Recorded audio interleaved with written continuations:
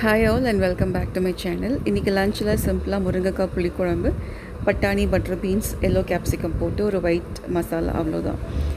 புளி வந்து முதல்ல ஊற வச்சுட்டேன். கிட்டத்தட்ட ஒரு ½ hour ஊறி இருக்கும். புளி லேசாக கரைச்சிட்டு மூடி போட்டு ஒரு 10 minutes விட்டுறலாம். அதுக்குள்ளே நம்ம பட்டாணி மசாலா ரெடி பண்ணுறது, குழம்பு மசாலா ரெடி பண்ணுறது எல்லாமே பண்ணிடலாம். இப்போ ஃபஸ்ட்டு ரைஸ் வைக்க போகிறேன்.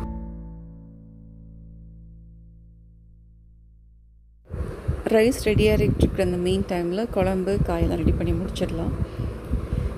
ஸோ இதை எப்பயும் போல் நார்மல் பர்னருக்கு ஷிஃப்ட் பண்ணிவிட்டு அடுத்து குழம்பு மசாலாக்கு ரெடி பண்ணிடலாம். இது வந்து சோம்பு, சீரகம், கொஞ்சம் கசகசா சேர்க்கும் போது குழம்புக்கு கொஞ்சம் திக்னஸ் கிடைக்கும். 1/4 ஸ்பூன் வெந்தயம், நான் காட்டின அளவுக்கு கடுகு சேர்த்துட்டு குழம்போட குவான்டிட்டியை பொறுத்து தேங்காயோட அளவை நம்ம கூட்டிக்கலாம், இல்லை கம்மி பண்ணிக்கலாம். ஸோ அன்றைக்கி சமையல் பண்ணது குழம்பு வந்து நைட்டுக்கும் சேர்த்து வர மாதிரி தான். ஸோ தேங்காய் மசாலாவோட கொஞ்சமாக காட்டுற அளவுக்கு கருவேப்பிலையும் கொத்தமல்லியும் ஒன்றா சேர்த்து அரைச்சிட்டேன். ஸோ பசங்க கருவேப்பிலையை இக்னோர் பண்ணாமல் சாப்பிட்ருவாங்க, அதுக்காக. ஸோ ரொம்ப சேர்த்தாலும் குழம்போட டேஸ்ட் கம்ப்ளீட்டாக மாறி போயிடும். ஸோ இன்றைக்கி ஆக்சுவலாக வர்ணிக்காவுக்கு லீவ் ஓணம்ன்றனால ஸோ அவள் தான் முருங்கைக்காய் கட் பண்ண ட்ரை பண்ணிகிட்ருக்கா. சொல்ல கேட்காம 2 காயை ஒன்றா வச்சு கட் பண்ண ட்ரை பண்ணால், பட் முடியல. அப்புறம் சொன்னேன், ஒவ்வொரு காயாக வச்சு கட் பண்ணி ட்ரை பண்ணுடா அப்படின்னு. அவளுக்கு இங்கே சௌரியப்படல, நான் டைனிங் டேபிள் போகிறேன்னு சொல்லி எடுத்துகிட்டு போயிட்டா. ஸோ முதல்ல பட்டாணியும் பட்டர் பீன்ஸும் உரித்து வச்சுட்டேன். இப்போ ஃபஸ்ட்டு குழம்பு தாளித்து ஒரு பக்கம் அது கொதிக்கட்டும்.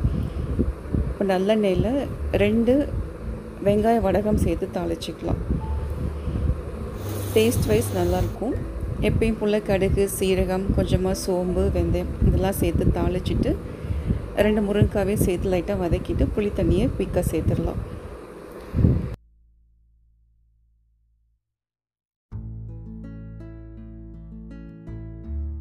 ஃபஸ்ட்டு சேர்த்த புளி தண்ணியை கரைச்சி விட்டுறலாம். அதுக்கப்புறம் மறுபடியும் நமக்கு எவ்வளோ தேவைப்படுதோ அந்தளவுக்கு தண்ணி சேர்த்து அதையும் கரைச்சி சேர்த்துக்கலாம். ஸோ இப்போ ரைஸ் வெந்துருச்சு. சைட் பை சைடு குக்கரை ஆஃப் பண்ணிவிட்டு அடுப்பு மேலே விட்டுட்டேன். ஸோ இன்றைக்கி ரொம்ப சிம்பிளான சமையல் தான். ஒரு காய், ஒரு குழம்பு, சாப்பிட்றப்ப முட்டை ஆம்லெட் போட்டு கொடுத்துட்டேன், அவ்வளோதான். குழம்புல கொஞ்சம் மஞ்சத்தூள், காரத்துக்கு ஏற்ற மாதிரி மிளகாத்தூள், கொஞ்சம் தாராளமாக குழம்பு தூள் ஆட் பண்ணியிருக்கேன். ஸோ குழம்பு தூள் நமக்கு சேர்க்குறப்போ குழம்போட திக்னஸும் வந்து நமக்கு அதிகமாக கிடைக்கிது, டேஸ்ட்டுமே நல்லாயிருக்கு. ஸோ குழம்புத்தூள் இல்லாதவங்க தனியாத்தூள் ஆட் பண்ணிக்கலாம். யூஸ்வலாக புளிக்குழம்புனா தனியாத்தூளும் மிளகாத்தூள் தான் காம்பினேஷன். குழம்புத்தூள் வச்சுருக்கிறவங்க அதையும் ஆட் பண்ணிக்கலாம். ஸோ பரைச்ச மசாலாவை சேர்த்துட்டேன். ஸோ கலரே நல்லா இருக்குது. ஒரு மாதிரி லைட் பேல் க்ரீன் கலரில் பார்க்குறதுக்கு அட்ராக்டிவாக இருக்குது.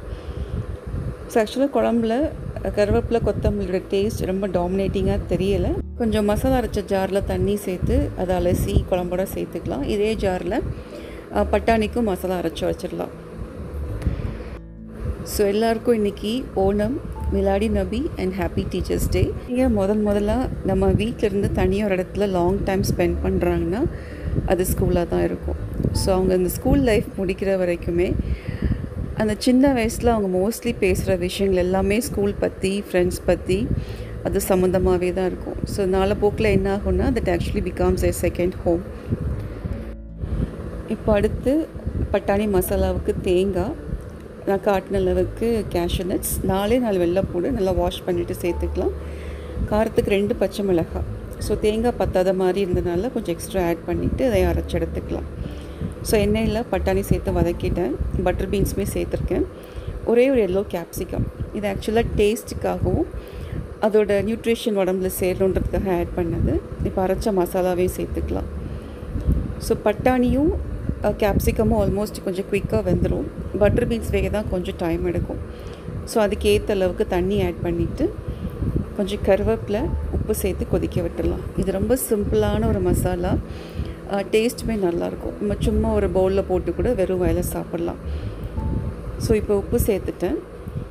ஸோ இன்னொரு அடுப்பில் குழம்பு கொதிச்சிட்ருக்கு. இந்த அடுப்பில் மசாலா ரெடி பண்ணி வச்சுட்டேன்.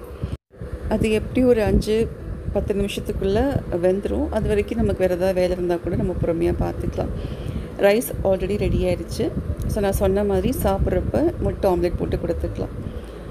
ஸோ நல்லா கொதிக்க விட்டுருங்க மசாலாவை. இப்போ குழம்புமே வந்து நல்லா கொதிச்சிட்ருக்கு. ஆக்சுவலாக குழம்பு ரெடி ஆகிடுச்சு. இப்போ ஸ்டவ் ஆஃப் பண்ணுற ஸ்டேஜுக்கும் வந்துருச்சு. மேலே எண்ணெய் மிதக்க ஆரம்பிச்சிருச்சு இல்லையா, அது கரெக்டான ஸ்டேஜாக இருக்கும். ஸோ இந்த மசாலா அந்த கேப்சிகமோட ஸ்மெல் வந்து தனியாக தெரியுது. டேஸ்ட்டுமே நல்லாயிருக்கு. இதிலே வேணும்னா பேபி கார்ன்ஸ் அதையுமே கட் பண்ணி ஆட் பண்ணிக்கலாம். ஸோ திக்காக வச்சா மசாலா டைப்பில் இருக்கும், கொஞ்சம் தண்ணியாக வச்சோன்னா குருமா டைப்பில் இருக்கும். ஸோ புளிக்குழம்புக்கும் இந்த மசாலாவுக்கும் காம்பினேஷன் நல்லாயிருக்கும். கொஞ்சம் கொஞ்சமாக திக்கன் ஆகிட்டுருக்கு. ஸோ அப்பப்போ கீழே அடி பிடிச்சிடாமல் இருக்கிறதுக்கு மிக்ஸ் பண்ணிக்கணும். நான் இந்த ஸ்டேஜ்லேயே ஸ்டவ் ஆஃப் பண்ணிட்டேன். ஸோ ஒரு 5-10 மினிட்ஸ் கழித்து பார்த்தோன்னா நல்லா திக்காக இருக்கும்.